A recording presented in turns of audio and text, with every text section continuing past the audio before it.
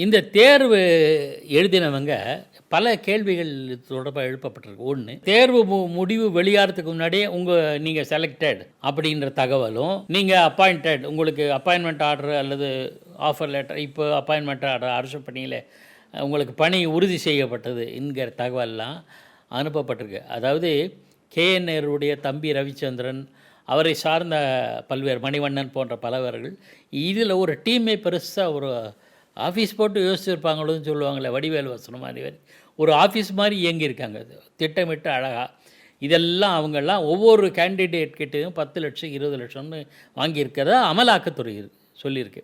இவங்களுக்கு சில ஆவணங்கள் கிடச்சிருக்கு. அதுக்கு குறிப்பிட்ட பல 100 பக்கங்கள் கொண்ட ஆவணங்களை தயாரித்து இதை நீங்கள் டிஜிபிக்கு அனுப்பிச்சிருக்காங்க 27 அக்டோபர். ஆமாம், அனுப்பிச்சு இதை நீங்கள் வழக்கு பதிவு பண்ணுங்கள், அதுக்கப்புறம் நாங்கள் பரிசீலிப்போம். ஏன்னா பண பரிமாற்றம் இருக்குல்ல, ஹவாலா மணி லாண்ட்ரிங் இருக்குல்ல, அது தொடர்பாக இடி விவாதிக்கும்.